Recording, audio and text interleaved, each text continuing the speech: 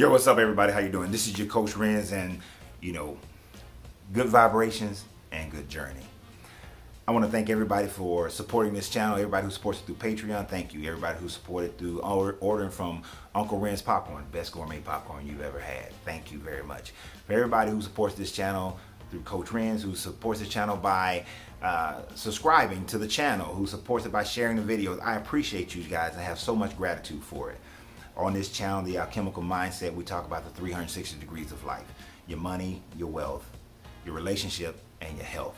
Now, in this video, we're going to talk about Dwayne Wade. We're going to talk about the game. We're going to talk about Lil Boosie. We're going to talk about being an actual loving father and parent. Now, here's the thing, and I'm going to say this right off the bat. If you support Dwayne Wade, then support Free R. Kelly. If you're saying that Dwayne Wade has been an amazing, great father by supporting his 12-year-old son, Zion, from cutting off his penis, then support R. Kelly's right to have a 12-year-old make love to him, have sex with him. You got to support both ends. Don't be one way. Don't say that a 12-year-old has the mental capacity to cut off his penis and decide that he's a male or female if you can't say that a 12-year-old girl has the mental capacity, the wisdom, the understanding to have sex with a 40-year-old man. Don't be one way with it. Don't be one way with it. Don't be that way. So what's the deal? So Dwayne Wade about a week ago came out and said that, hey, Zion is our leader. He's our leader, and we're going to support him becoming a female through medicine and surgery. That we're going to support that. That since he was 3 years old, he's always known that he was gay at 3 years old. And we've known this and we've seen this. But yet, you're just now coming out and saying something about it. Now, for everybody who goes and says, well, it's Hollywood, it's entertainment, it's the Illuminati, and they're trying to feminize the black man and this sort of thing, let me put it to you like this, because this was a conversation that was in the gym yesterday as well. I'm not going to discount that, but what I am going to say is that, one, Dwayne Wade, you're lying. And two, you're trying to get ahead of this before TMZ finds out about it. That's what your publicist told you. I'm quite positive that that's what your publicist told you and Gabrielle, because y'all got that commercial out. You're not in the league anymore. She's not really making movies. Y'all might be doing some things behind the scenes, but in front, y'all are still public figures. And TMZ would love nothing more than to catch y'all coming out of a clinic knowing that your son had a surgery and then all of a sudden he's Zaya instead of being Zion. Well, he's Zion to me as far as I'm concerned.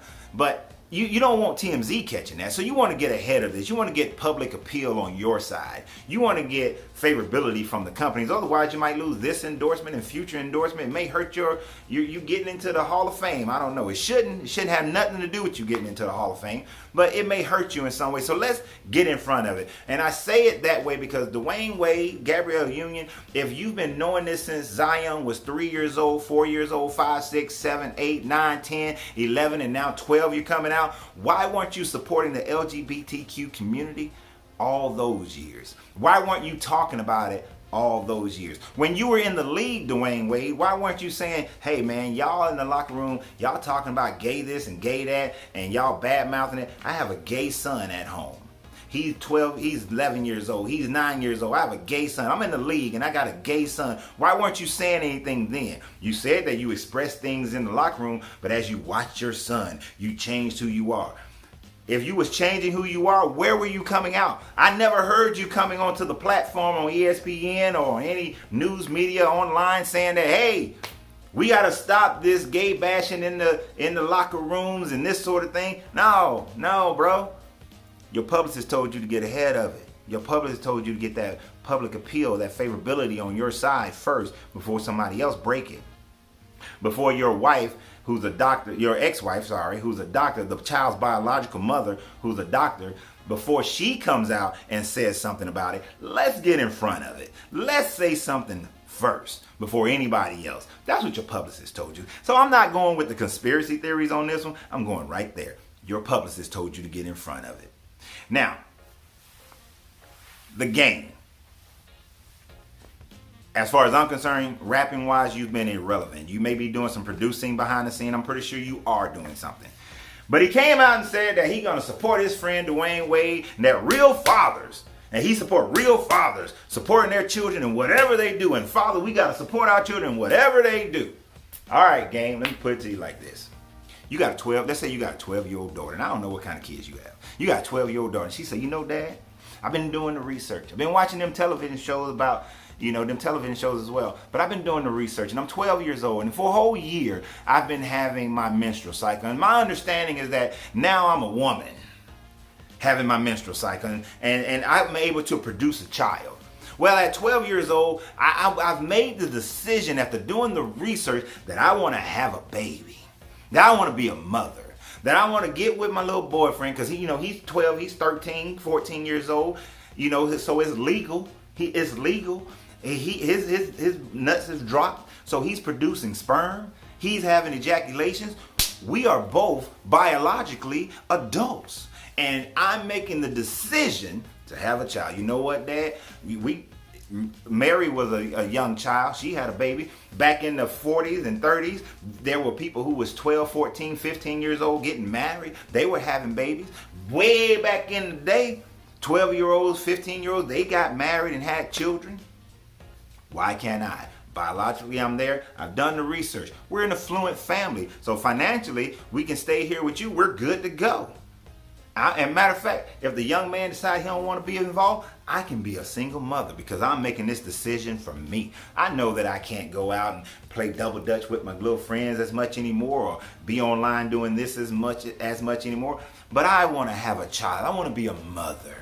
Would you allow your 12-year-old daughter to make that decision? I'm quite positive that you will sit your child down and explain to them all the ramifications, and that maybe they should wait. Maybe that's what you would do, because you know what I did as a loving father? As a loving father, when one of my children came to me at 16 and said that they were questioning whether or not they were heterosexual or gay, I talked to them about them thinking about it. I said that this is a major decision. This is not a decision of what you're going to wear tomorrow. And I asked the child, I said, have you decided what college you want to go to? Have you decided what type of work you want to do when you become an adult? And their answer was no. I said, now those are life-altering decisions. What college you go to will make a big impression on your life as the people you're around, the type of institution you're at. The type of person, the type of work you do will make a big impact on your life. So the type of relationships you have with people will make a big impact in your life. And since you haven't quite figured that out about yourself, just knowing what kind of work you want to do, and that's easy to change. Since you haven't figured that out, maybe you're not quite there on figuring out what your sexuality is. So I'm not saying that I'm going to be upset with you, and this is what I told him, I'm not going to be upset with you, but let's give it time.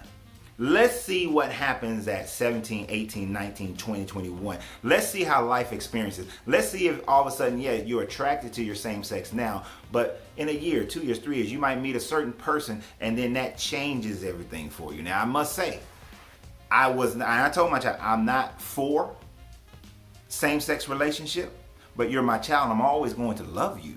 I just won't agree with you. I'm always going to welcome you. I just won't agree with you. If you decide that when you're 20, 22, 23 that you want to be of the same sex, of a same-sex relationship, I'm not going to treat that other person unfairly because I disagree. I'm just not going to be in agreement for that relationship. So I let my child know that I love them and I'll always love them, but I don't have to support every decision they make and say that it's the correct decision. Now, it may be the correct decision for them individually, but for me, it's not. But I let them make that decision. And it took a little bit of time, but after some time, my child decided and was very much attracted to somebody of the opposite sex, to which that's what they are, that's what they do now. And if later on they make a decision that that's not what they're interested in, that's a conversation that we'll have at that time frame. But for right now, this is where we are. That's a loving parent. Loving parent don't just support everything that their child decides. That's a piss poor punk parent who does that. And I'm not a piss poor punk parent to support my child in whatever they decide. Now, I know some people go with, oh, well, if they decide they want to be a drug dealer, that's illegal. So I wouldn't support my child in that. And that's apples and oranges. We're talking about apples and apples. You just supporting your child at 12 years old to go do that, to go and cut off his penis, I guarantee you wouldn't support your child to go and say, hey, you know what, if you, hey, Game and Dwayne Wade, hey, mom, dad, I'm 12, I'm 13, I think I want to have a lot of sex, I'm going to have a lot of sex. I think this is what I want to do. I want to go out, I want to be very sexual. It's not illegal. And they tell you, I read the law, I researched it, I'm 12 years old. I know that I can't have sex with anybody who's 16. They can't be more than 3. If you're in Georgia, I don't know what your state. They can't be more than 3 years older than you or something like that. 3 or 4 years is the limit. And then once you get a certain age, all this kind of thing. But I've done the research, and I know they can't be more than 15-year-old. They can't be 16-year-old, and I'm 12 and I'm having sex with them, because that's illegal in the state. I know that, we can't have sex in public places because that's illegal in the state. But we can have sex in the privacy of our home. And so I want to do that. I want to do that. But the only problem with that is that in the state of Georgia, that if a parent consents to their 12-year-old having sex in their house, that's technically child abuse. So that's illegal. But yet allowing your child to cut his penis off is not illegal. Yeah, it's kind of a weird thing. That's what I would say as well. But supporting your child in doing that don't support your children in everything they do. That's stupid, Game. And dude, I can do a whole video about your use of the N-word and any other black person's use of the N-word, but you use that so much to degrade your people that I don't even understand why anybody listens to you. That's one of the major things that's in the black community that's destroying the black community, is the fact that the power of words cast spells over people. And by utilizing a word that was meant to destroy us, to strip us of who we are, strip us of our heritage, strip us of our ancestry, strip us of our dignity, our humanity, and to use that word as if you're recycling it and recapturing it and making it your own. This is when I see women calling each other bees. Like, why are you calling yourself a female dog? That makes no sense to me. Why are you degrading each other? Oh, that's in love and we know what it means. No, you don't know what it means. You don't know what it means. You don't know the implication. Why do you think, and this is a little sidebar, why do you think the Greeks changed the constellation from the constellation of Isis to the dog, the canine constellation, the Canis Major, and called Isis a dog? The Orion's was originally Osiris. I'm using the Greek names, Osiris, so that everybody knows what I'm talking about. And next to Osiris, where Sirius is, that was the womb of Isis, the goddess, the wife of Osiris, who birthed the son Horus. They changed Osiris to Orion, the hunter, and then changed Isis to Canis Major, a dog. You get that? So why are you calling yourself a dog? You're taking away your queenship and calling yourself a dog. I digress. Sidebar. We'll come back to that on another video. But in this video, I am not going to support a 12-year-old cutting off their penis. I'm not going to support a 12-year-old having babies either. So what's even worse is that Gabrielle Union decides that she's going to take this child to the gay pride parade in Miami. Now, if this was just a demonstration of people carrying flag, singing Kumbaya, we shall overcome, that sort of thing, dressed completely covered or at least decently dressed for the weather down there, that's one thing. But no, this is men wiggling and dancing, showing their sexuality sexually. And let me be clear, if it was heterosexual pride, men and women would be dancing provocatively. You wouldn't take a child to a heterosexual club where people are dancing provocatively, because that's not the right environment for them. So why are they in a parade where it's mostly about sexuality and sex, not about the things that they're dealing with, the things they're fighting against? It's not about that. It's men wearing scantily clad clothes with penis prints and that sort of thing. So you're being a piss poor parent by taking your child to that, influencing them even further in an environment where there's heightened sexual tension. And trust me, I know people who work for the city of Atlanta and Cleaning up after the gay pride parade here in Atlanta is disgusting. Condoms everywhere. And if it was heterosexual, if they was having, heterosexual pride, it would be the same thing. I'm not casting stones at them for their sexuality. People are sexual beings. We have sexual urges. I have UAEs, unauthorized erections, throughout the day. I could be working on something that ain't got nothing to do with sexuality, and then I can think of my lady for a split second and bam, there's a UAE right there, just erection for no reason.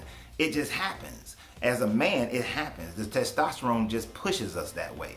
And women have sexual urges as well. So to take your child and place them in an environment where there is an explosion of this sexual urge that is being displayed and they're 12 is child abuse. And I'm pretty sure his mother, his biological mother, is probably pissed off to the highest level of pistivity at the fact that you took her son to this environment, because for her, that's her son. She's always gonna call him her son. She came out and said, that's my son. I'm not playing this pronoun game with y'all, that he was born a boy. Now finally, I wanna say this, because this is something that bothered me. Two things I'm gonna say, actually, two things. When I was about 12, 13 years old, one of the things that bothered me is when I saw Michael Jackson bleaching his skin. Because as a dark-skinned kid growing up in the South, I was tormented for being dark-skinned. So Michael Jackson was somebody that I looked at and said, man, he's a dark-skinned, brown-skinned brother who's out there in the public view, and then all of a sudden he started turning white. Now, no matter how white he made his skin, no matter how white Sammy Sosa makes their skin, well, he lives in the Caribbean, so they do things a little different. But in America, you black. You can't just change your race. You can't just say, you know what? I grew up on the north side of Atlanta. I grew up around a lot of white people and black people. My school was about 60% white.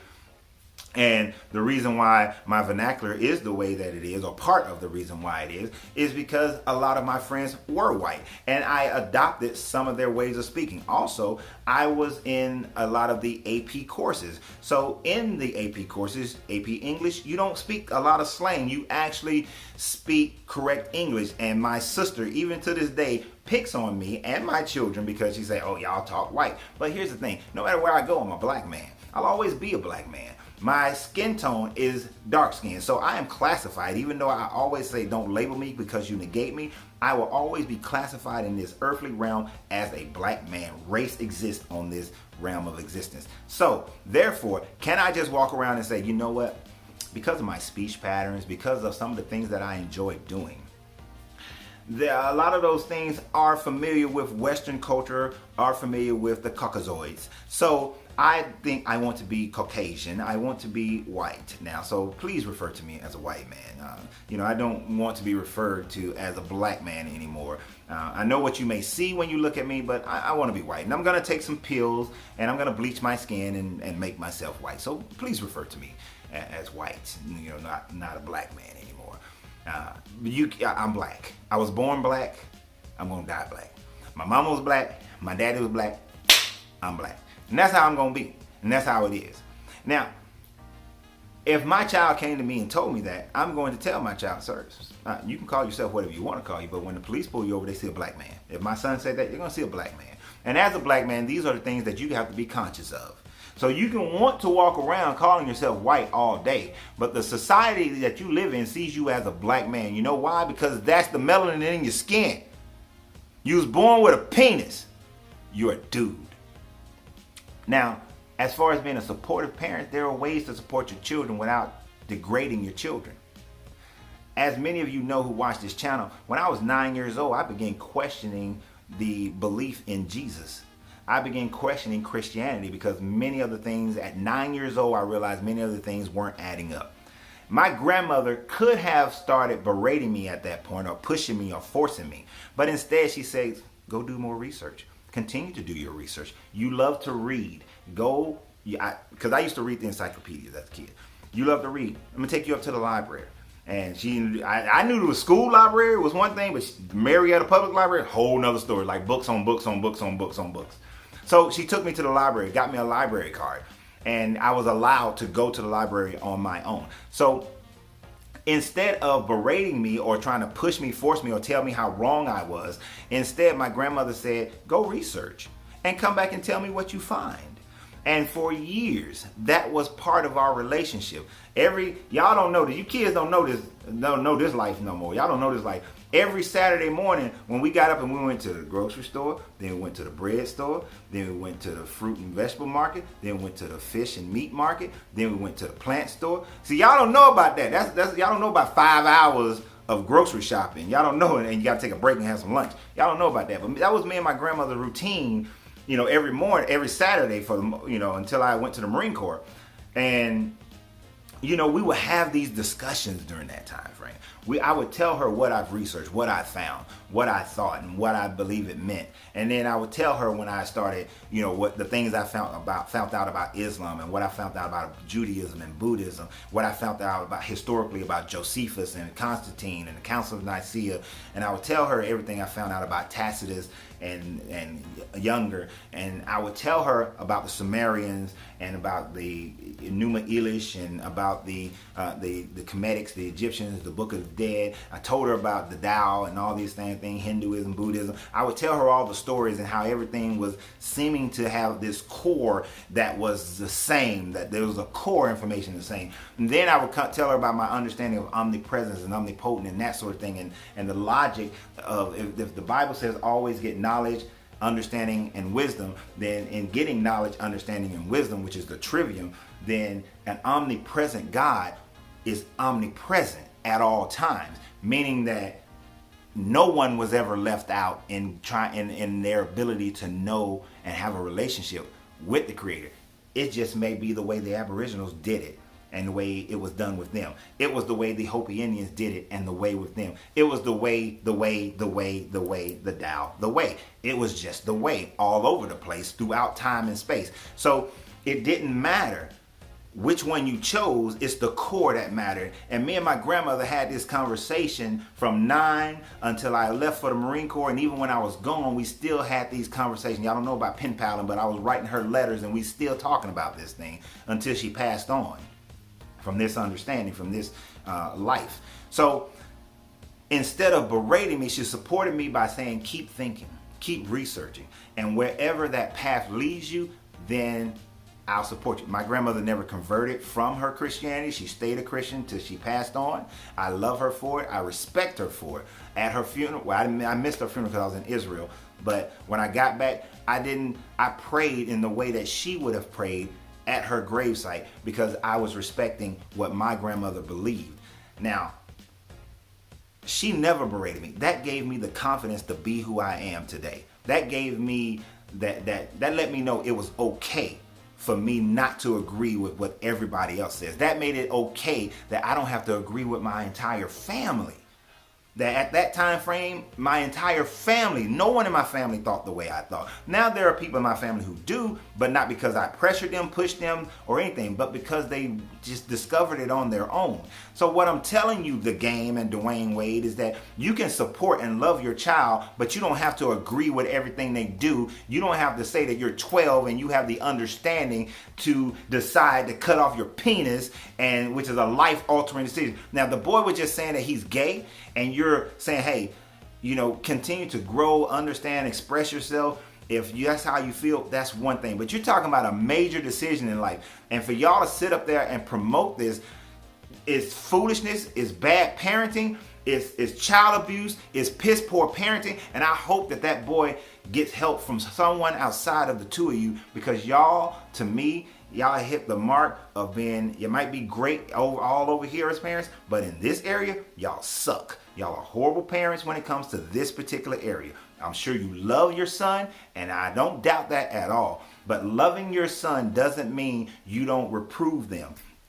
I don't know what religion y'all are, but whatever religion you are, because all of them talk about the same thing, the Creator will reprove you when you're doing something that's outside. Hey, bro, this is outside. This is outside. And the game, shush it. Just zip it. Just zip it. Because learn how to speak English first, but zip it. You might be brilliant in the behind the scene production on it, and hats off to you, but zip it, bro. You're using your influence in a very negative way, in a very, very negative way, because now you're going to have these young parents who listen to you run around saying that, oh, my son want to smoke weed, and the game said I need to support my children in whatever they want to do. My daughter wants to have a baby. I need to support my child in whatever they want to do because they're 12 years old and they decide they want to have a child. So let me go ahead and support my child in that, because the game and Dwayne Wade said that my child is my leader and that I need to support my child, and that's what being a good father is. Nah, dude. I think y'all need to do more research. Y'all need to do more thinking, gain more understanding, so you can come with more wisdom. So at the end of the day, again, if you supporting Dwayne Wade, free R. Kelly. Free R. Kelly. Free R. Kelly. Remember, you got to free yourself to be yourself, because your greatness is non-negotiable.